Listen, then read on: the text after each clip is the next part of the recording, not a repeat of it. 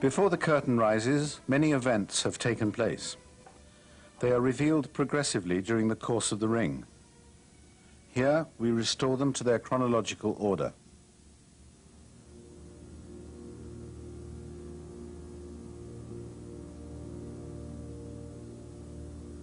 In the beginning were 4 elements: air, earth, water, and fire. Air is personified by Wotan, the supreme god in Nordic mythology. Wotan is a thinking type, inclined to intellectual speculation. Never satisfied, he seeks the high ground. He reasons. He beats the air. He represents thought. Earth is Erda. This goddess seems to be permanently asleep.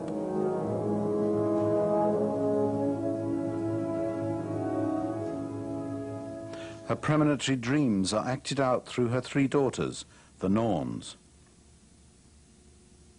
They spin the ominous thread of individual fate. The first recalls the past. The second lives out the present. The youngest hastens the future. Erda represents intuition. Sentiment is often associated with water, the vehicle of tears, of blood. Water is here represented by the Rhine, mythical river, source of all life, which symbolizes evolution and nature.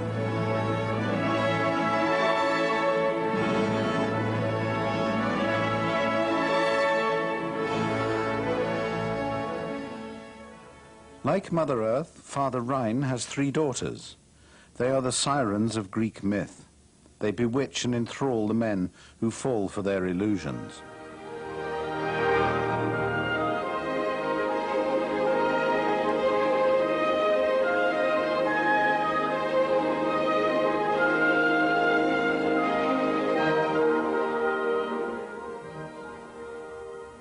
Fire is ambivalent.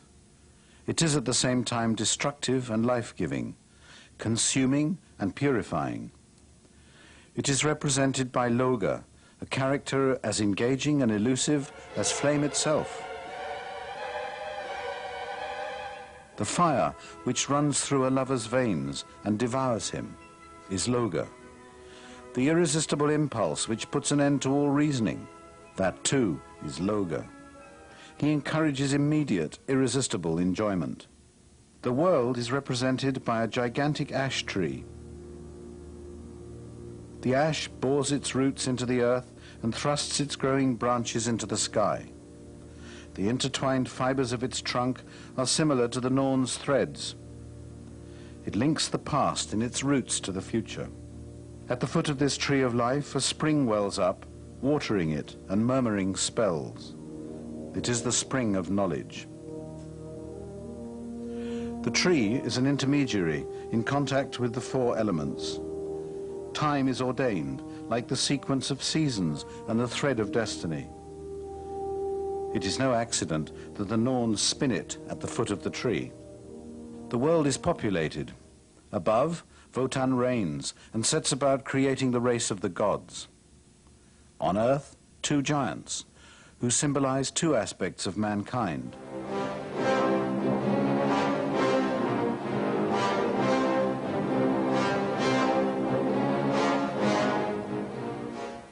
Fasolt is poetic mankind, a simple good fellow, idealistic. Fafner represents the clamorous masses, jealous, suspicious, destructive and selfish. In the depths of the earth are the dwarves. They are the Nibelungs, industrious workers.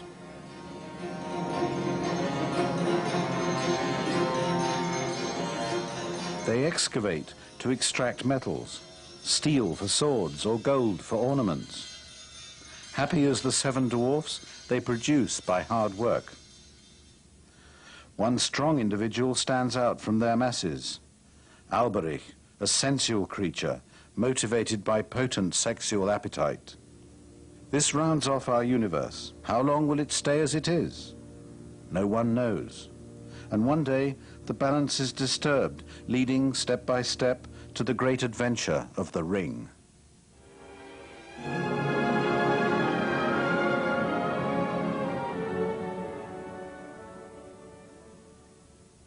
Wotan, the intellectual, is sated. He looks for a substitute for sensuality, which no longer holds any attraction. He goes to the ash tree and drinks from the spring water. He thereby obtains scientific and technical insight, knowledge and reason. He has to pay for this through the loss of his left eye, the one that sees within. He takes as his wife Fricka, the guardian of home, legitimacy and convention. But Fricka is argumentative and coquettish. A thinking and sensing type, she lacks feeling and intuition, the qualities lost with Wotan's left eye. Fricka is the guardian of home and of law. Fricka has a sister, Freya, who is the incarnation of beauty, as is her twin brother, Fro.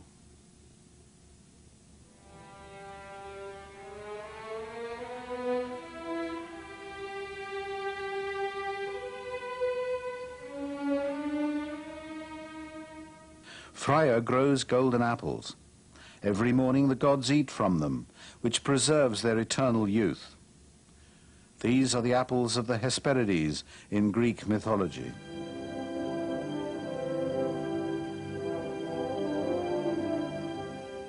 With rational understanding, Wotan takes cognizance of marital legitimacy, beauty, and youth. There remains violence. It is personified by the god of thunder, Donna, who wields his storm hammer.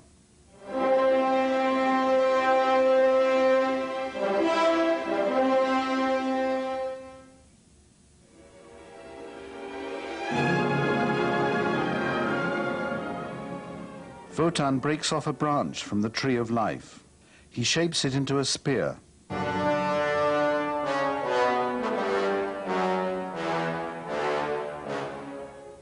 He carves on its shaft the secrets of this knowledge, the runes, or Nordic hieroglyphs. The runes are the statutes and decrees which form the law, his law. They secure his authority.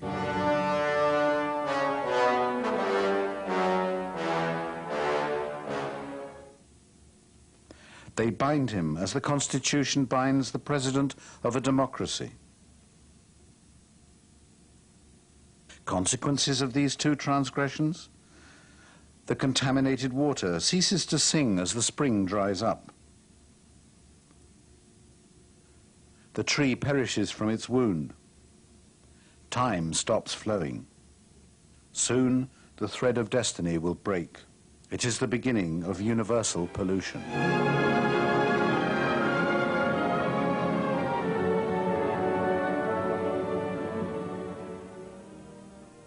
Never satisfied, Wotan draws in Loga, who is sudden, thoughtless impulse. Loga advises him to have a fortress built by the giants.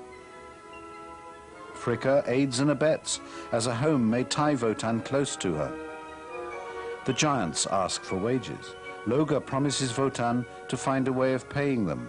When the fortress is built, they will see. But Fasolt, the dreaming giant, and Fafner, the calculating giant, demand a pledge. Freya is mortgaged. One of them covets her for her beauty, the other because of the golden apples. Depriving the gods of them guarantees power. Led on by Loga, Wotan signs the contract. Loga will find a way to redeem the pledge.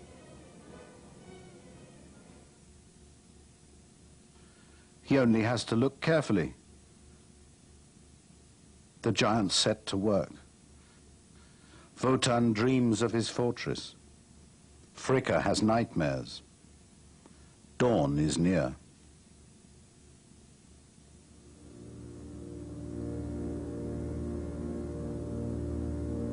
It all begins with a note, the E flat,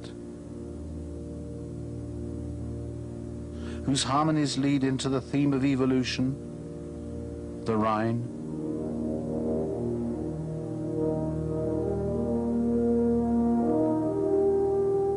the waves,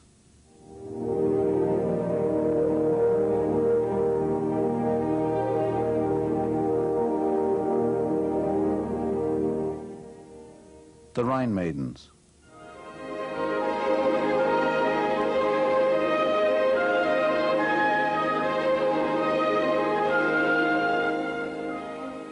All the other leitmotifs will be born in the same way.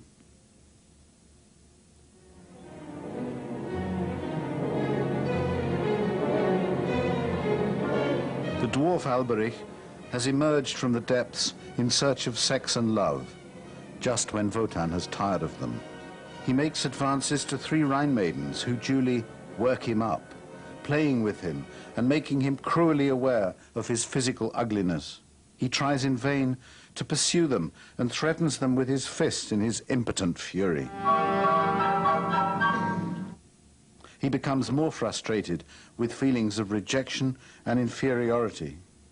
Then, by the glimmering of dawn, he notices the Rhine gold shining in the waves.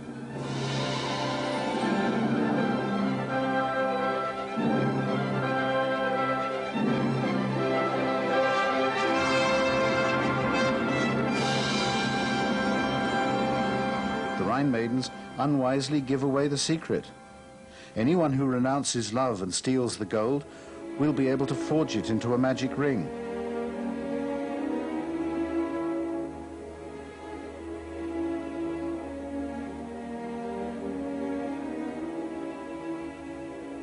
Runes are inscribed in this rubescent gold ring, which are as hard to read as those carved on the spear are easy. Nevertheless, they secure unlimited wealth for its owner.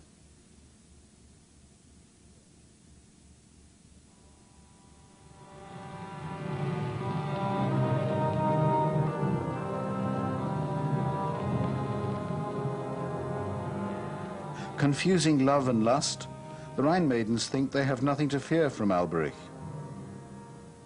Hungry for sex, he will surely never renounce love.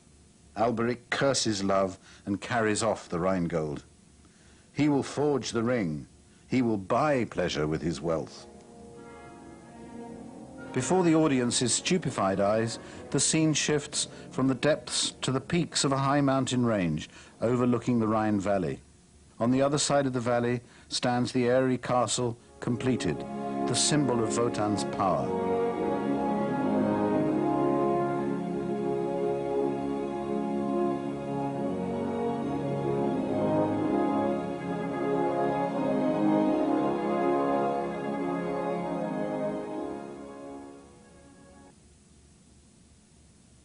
During this time, the ring motif transforms itself into that of the castle. Both emanate from the violation of nature, the renunciation of love for the benefit of power. It is not, wrote Richard Wagner, the rejection suffered by Alberich at the hands of the Rhine maidens that is the source of this misfortune. Alberich and his ring could not bring ill to the gods unless this was not previously an accessible evil.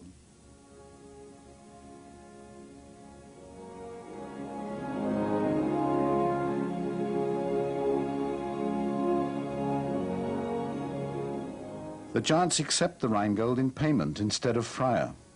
In order to redeem this pledge, Wotan is obliged to seize Alberich's ring. Loge justifies this. Stealing from a thief is not stealing, a sophism that entirely suits Wotan. While they wait, the giants have gone off with Freya. They will come back at the end of the day, by which time Wotan will have to have the gold with him. Whilst Wotan descends into the center of the earth, the sadness of Freya's theme transforms itself, in its turn, into that of hard labor, the anvils.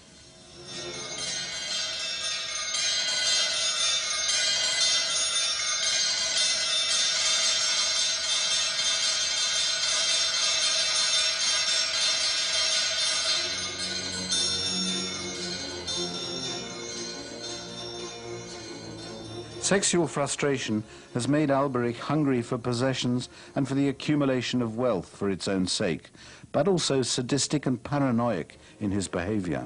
It represented for Wagner the abstract funds of stock exchange speculators. Alberich is oppressing the dwarfs with pathological violence. Freud would later associate the ring, sphincter, with the sadoanal complex, linking it with avarice and the holding of goods. Coincidence? Alberich has entrusted his crafty and cowardly brother Mime with the task of making a talisman, the Tarnhelm.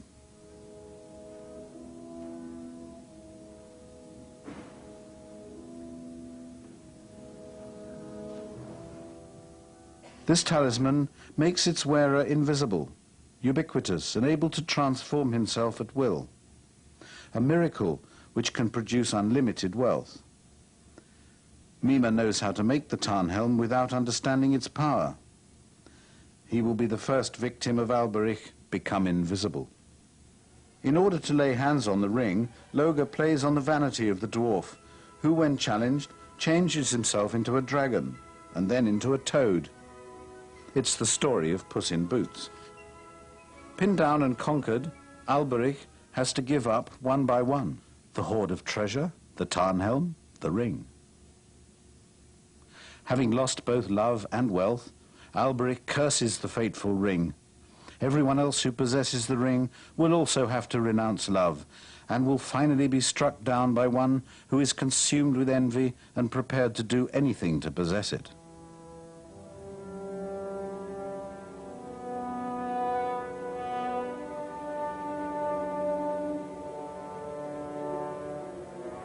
The curse on the ring will be the driving force for a series of violent deaths before the ring ends its deadly career in the Rhine from whence it came.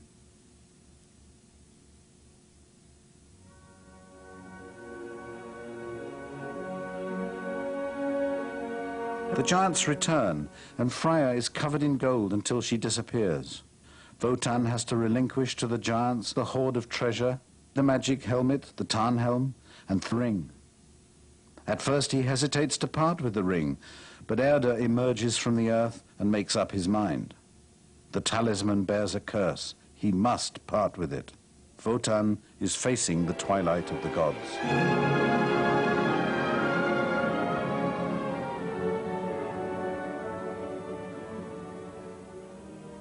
In actual fact, as soon as the giants have been paid, one of them seizes the ring on Loga's advice. He is immediately killed by his brother, who seizes the ring. The clamorous Fafner changes into a dragon and retires to a cave where he jealously sits on his hoard. The curse is working.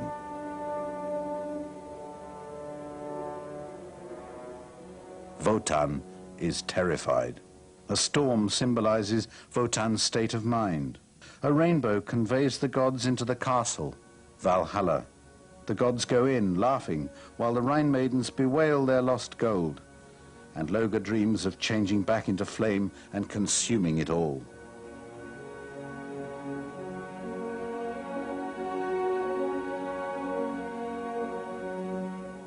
Wotan finds himself with no way out. Either he can return the ring to the Rhine maidens by stealing it from Fafner and lose his power by breaking the treaty, or he holds off and falls under the curse because he has profited from the theft which has paid for the castle. What is worse, if Alberich, who does not suffer the same legal and moral constraints, found a ruse to take the ring, that would be the end of the god's power. The power of the ring would overcome the might of the spear.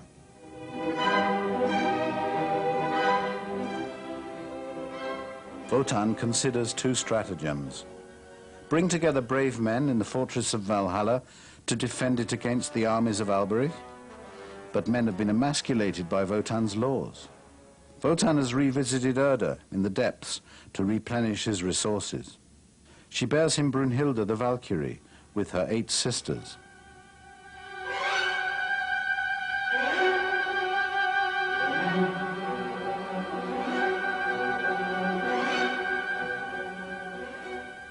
Their mission is to arouse men, to reawaken their aggression, and select the boldest and most courageous by competition.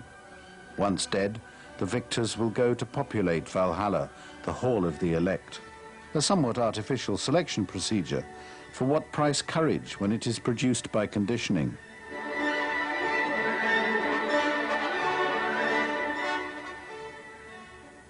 Seeing the weakness of this strategy, Wotan comes down to earth under the name of Wälser, wolf, and couples with a wolf woman. 2 twins are produced, Siegmund and Sieglinde, the Welsungen.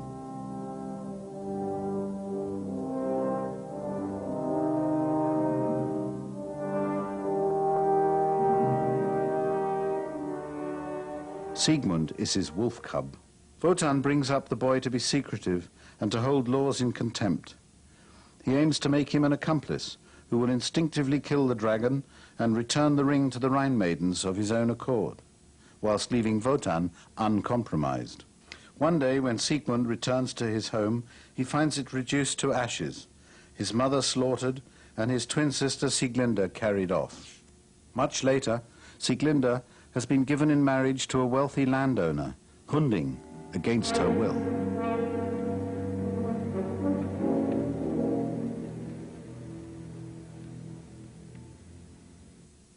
On the day of this legal but odious wedding, Wotan appears, disguised as a traveller, and thrusts the sword, Notung, into the trunk of the ash which holds up Hunding's great hall.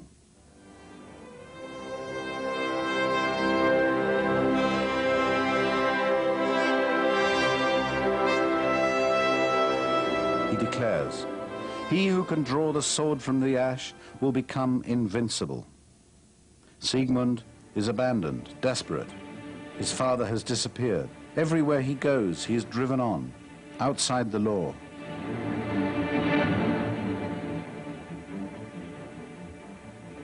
Master of Donna, and thus master of tempests, Wotan creates a violent storm which drives Sigmund towards Hunding's abode and the sword.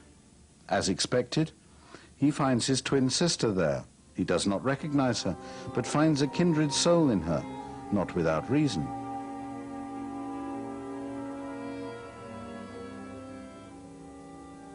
Hunding has unmasked Sigmund as the wolf cub, the hereditary enemy of dogs and the assailant of his allies.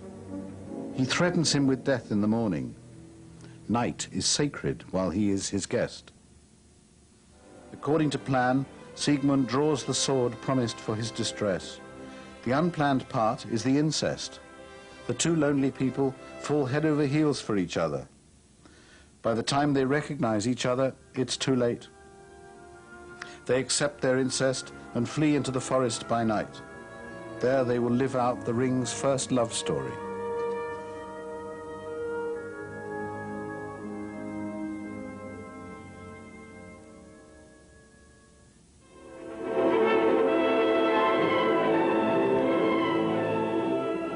Wotan entrusts Brunhilde with protecting Sigmund when it comes to the fight against the husband, Hunding. Brunhilde, the Valkyrie born of Erda, is all feeling and prophetic intuition. But the other projection of Wotan's feminine soul is Fricka, the guardian of marriage and convention. Jealous and scandalized, Fricka angrily demands Sigmund's head. Wotan points out that if it is inspired by deepest love, even an adulterous and incestuous union is more legitimate than a marriage based on coercion and custom. But Fricka replies that that would be to create precedents and lead to Wotan's downfall, since his power is based on the rule of law.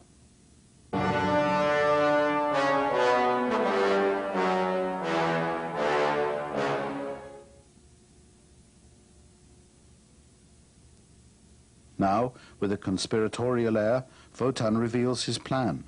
Sigmund is to save the gods. As a free man, he can defeat the dragon with the sword he has won and return the ring to the Rhine maidens. Wotan would not be sullied because Sigmund acts for himself. Fricka triumphantly destroys the plan. Sigmund is not independent. He is a creature manipulated by Wotan. She reminds him of his futile schemes, the conditioning, the storm, the sword. Torn between his two animas, Brunhilde, the sentiment, and Fricka, logic. All Wotan is able to turn out are slaves. All he encounters are images of himself. The free creature he needs has to be created of his own accord. But then he would risk not carrying out the plan. The breach has widened. The dilemma has become worse. In despair, he countermands the Valkyrie's orders.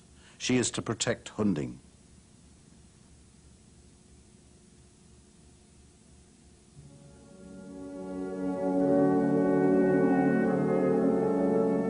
To the fate motif in the music, Brunhilde appears to Siegmund, who is watching over the sleeping Sieglinde.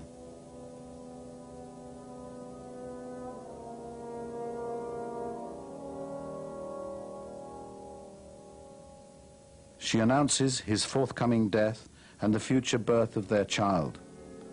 But in despair, the hero would rather kill his sister and himself than leave her in the hands of strangers. Overwhelmed with emotion, the Valkyrie disobeys. She will protect Siegmund. Thus, she wins her autonomy from Wotan. She exists. But during the mortal combat, Wotan emerges and his spear breaks the sword, leaving his son defenseless before the thrusts of Hunding.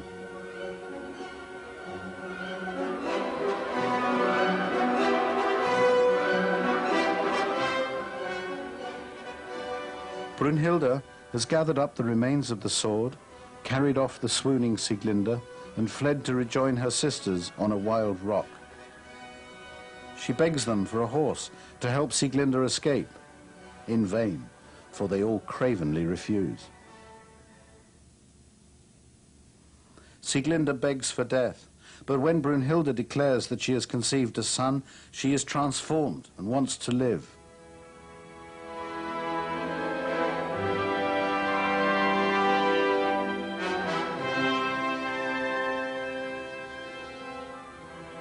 Brunhilde tells her to head east, where the dragon Fafner lies in watch over his gold.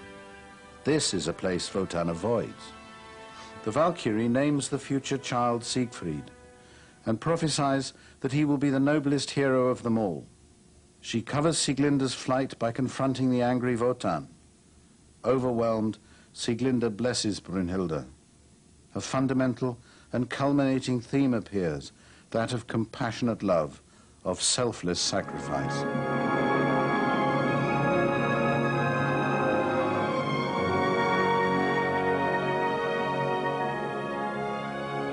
But debts have to be paid. Brunhilde will be put to sleep by Wotan on the rock underneath a fir tree, surrounded by a circle of fire.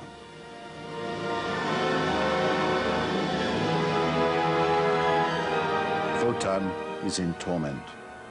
He has caused the death of his beloved son. Sieglinde is a fugitive, and he must part from his favorite daughter, who is his double, his anima.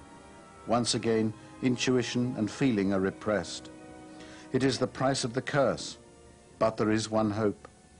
Wotan utters an incantation. Only he who knows no fear may cross the circle of fire and waken the Valkyrie.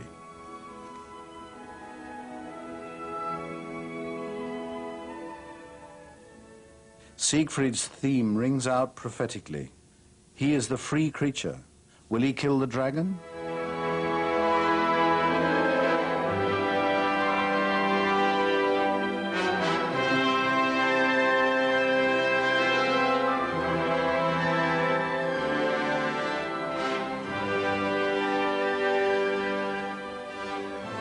Will he return the ring to the Rhine maidens?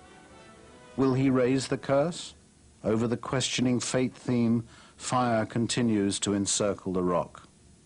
Everything stops for 17 years.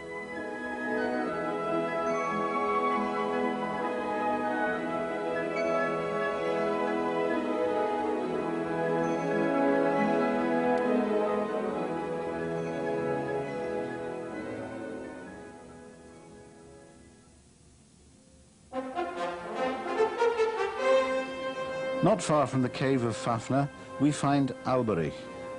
Mime the smith has set up his workshop in this area.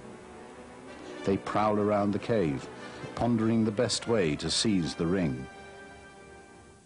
Sieglinde has taken Brunhilde's advice. She has taken refuge in the depths of the nearby forest. The dying Sieglinde gives birth to her son. She entrusts him to the smith, together with the sword fragments.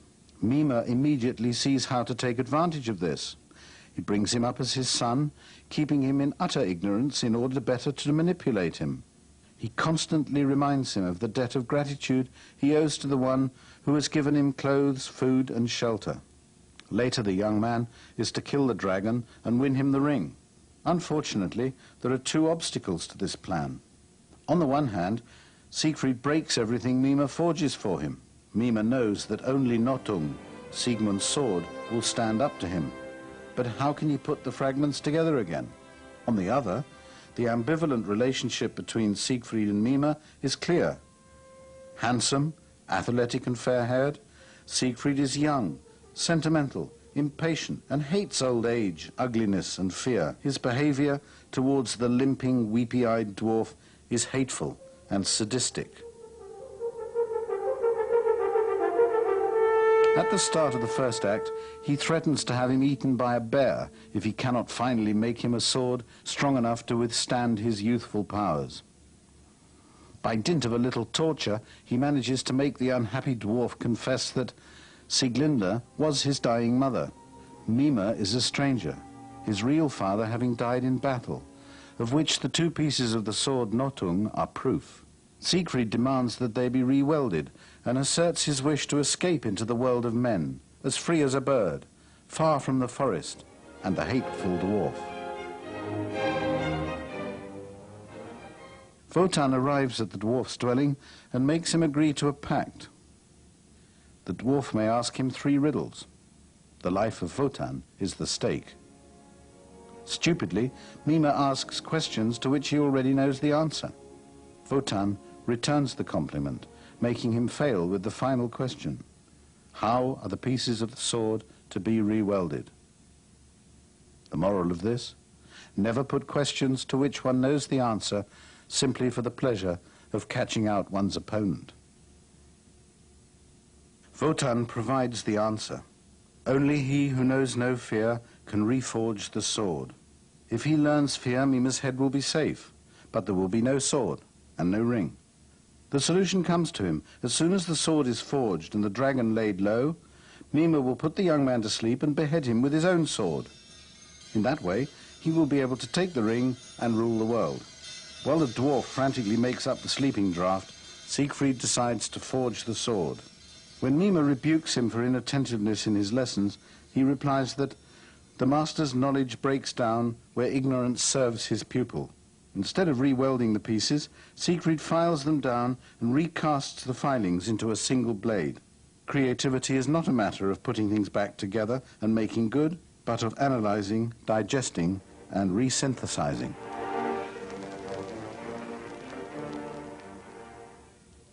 Wotan puts on an air of goodwill towards Alberich to prove his neutrality in the matter of the ring. He warns Fafner that a hero is coming to kill him. Let him save his life by unloading the ring to Alberich. Fafner yawns. I lie in possession. Let me sleep. 'Tis dangerous to doze off. Dawn is breaking. Siegfried lies beneath a lime tree. He thinks of his mother, but cannot imagine what she was like. The melancholy is heartrending. He wants a friend to love.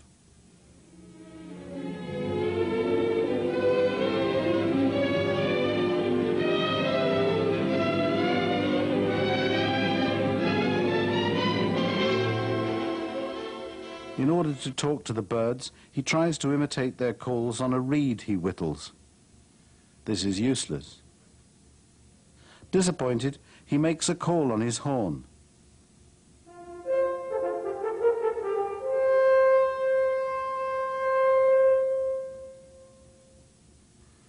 It's the dragon that answers. Siegfried kills it and tastes its blood, which gives him the ability to understand birdsong.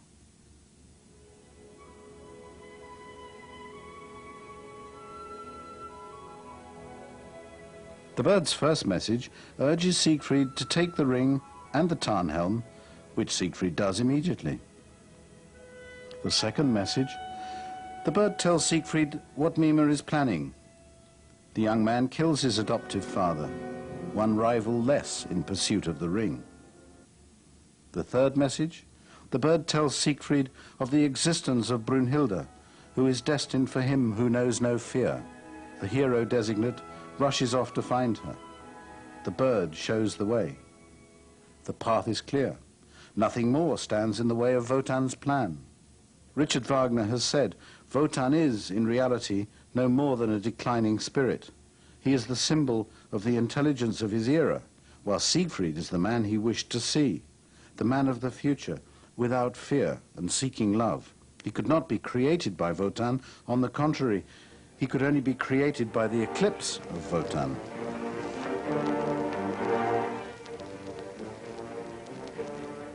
An ebullient Wotan gives the news to Erda, who is pessimistic and downhearted. The couple of the future will be his heirs and will save the world.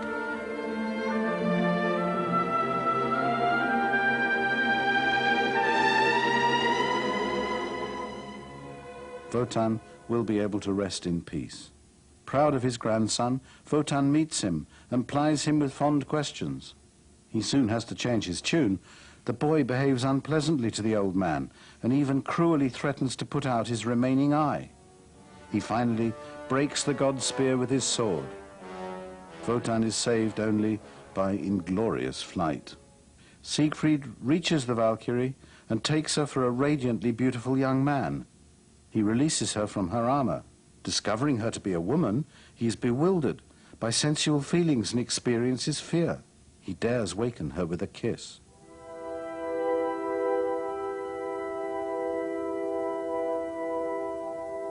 At first he takes her for his mother. Disabused, he urges Brunhilde to give herself to him. Fire burns in his veins. After much heart-searching, she yields. In effect, she predicts the destruction of the gods, the end of her own clairvoyance. Upon these words, the curtain falls to the sound of radiant music.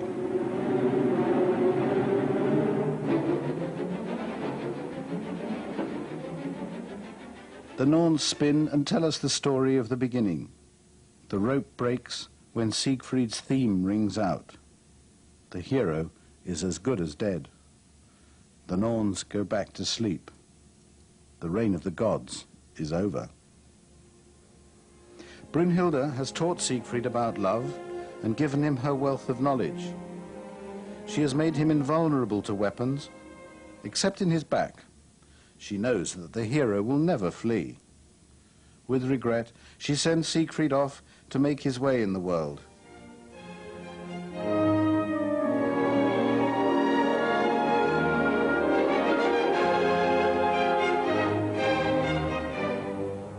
The hero pledges fidelity by handing her the ring and receives the Valkyrie's horse and weaponry in return. He vows to be faithful to Brunhilde, to the music which accompanied his desire to escape from Mima's cave. Brunhilde stays on the rock alone, protected by the fire which only Siegfried can cross. Siegfried travels along the Rhine in search of new adventures which will lead him into the world of high society, of the Gibichung family.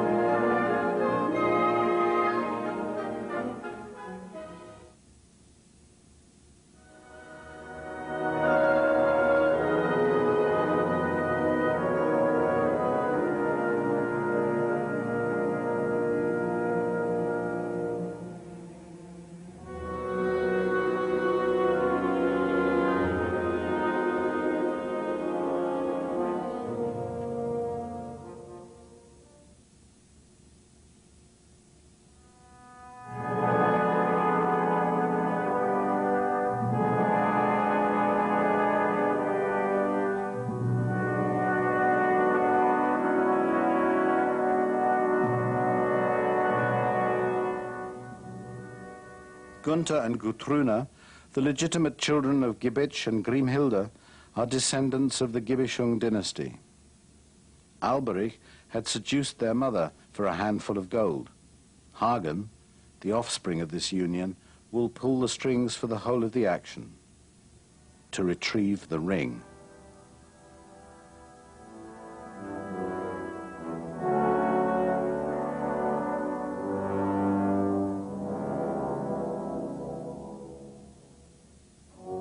He advises Gunther to marry Brunhilde, the noblest of women. Since reaching her through the fire demands a fearlessness to which the worldly Gunther cannot pretend, it will be necessary just to make an agreement with Siegfried, the boldest of heroes.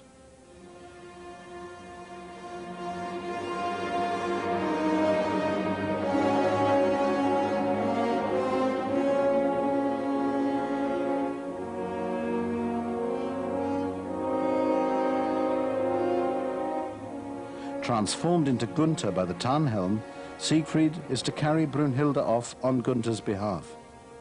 In exchange, he is to be offered Gutrune's hand, but he will still need to accept. Hagen will use the love potion. One mouthful, and Siegfried will become forgetful and fall for the first woman he meets.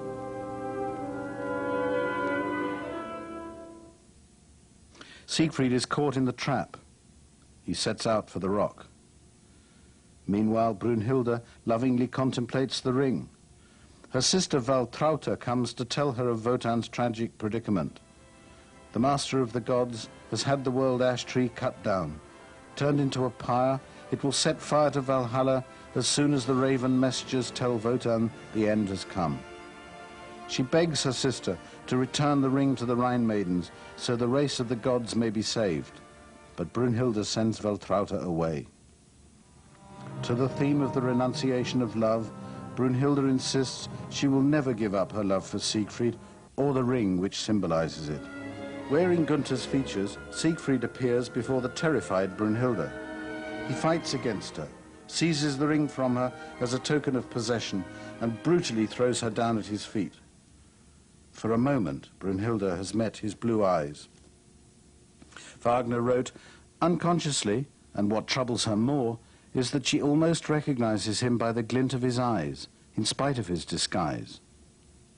Siegfried then vows fidelity to Gutrune. He will not lie with Brunhilde. But in the orchestra resounds the themes of the Tarnhelm and forgetfulness.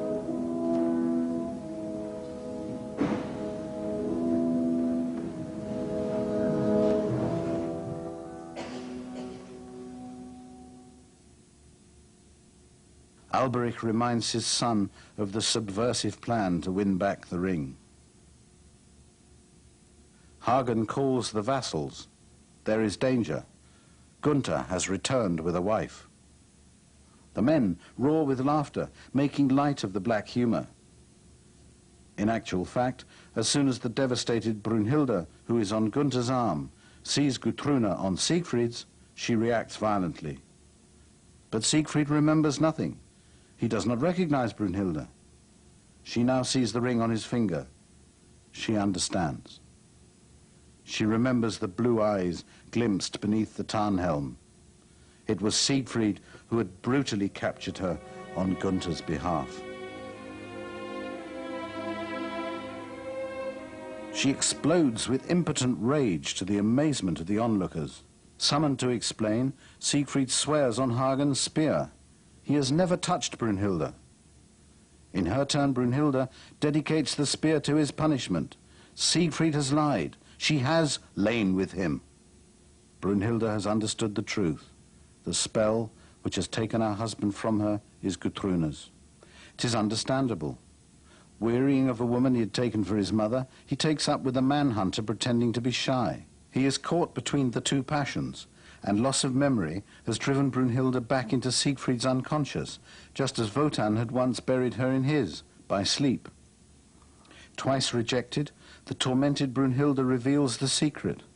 Siegfried is invulnerable, but Hagen will be able to stab him in the back with his spear. Siegfried's death is settled. They will make it look like a hunting accident.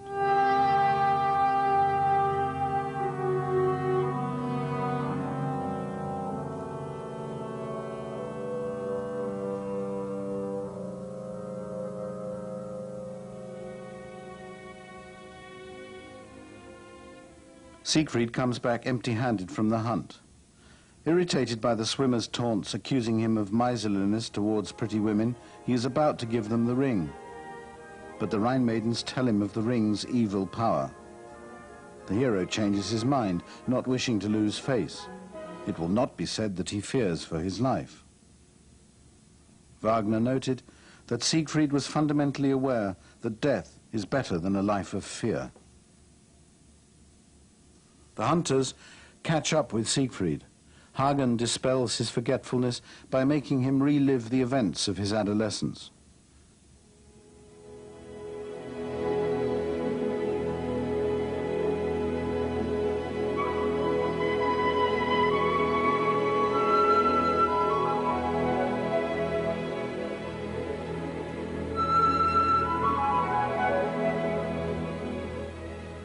The atmosphere of the forest, combined with another potion, causes the hero to lose his inhibitions.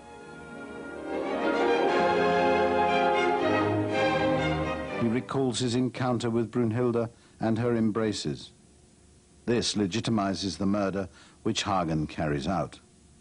Telling Siegfried to watch the two ravens at that moment soaring overhead, Siegfried turns his back to Hagen, who mortally stabs him.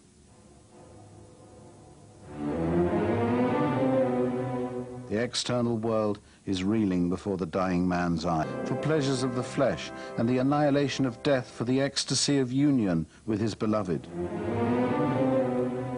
As the funeral cortege returns to the palace, all the themes associated with the life of the hero are to be heard, poignantly.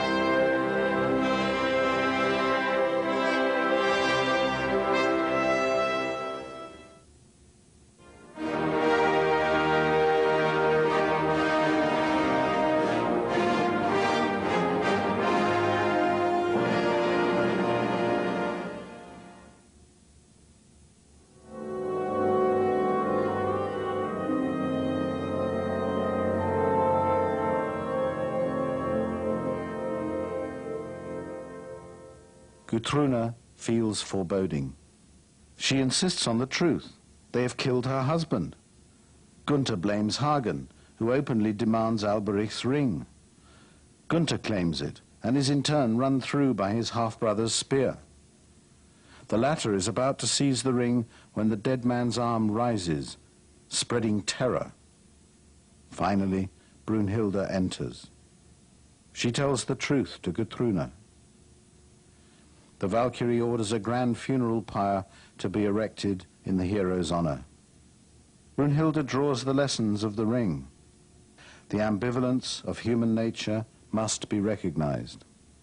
The same man can be at once pure and corrupt, faithful and treacherous.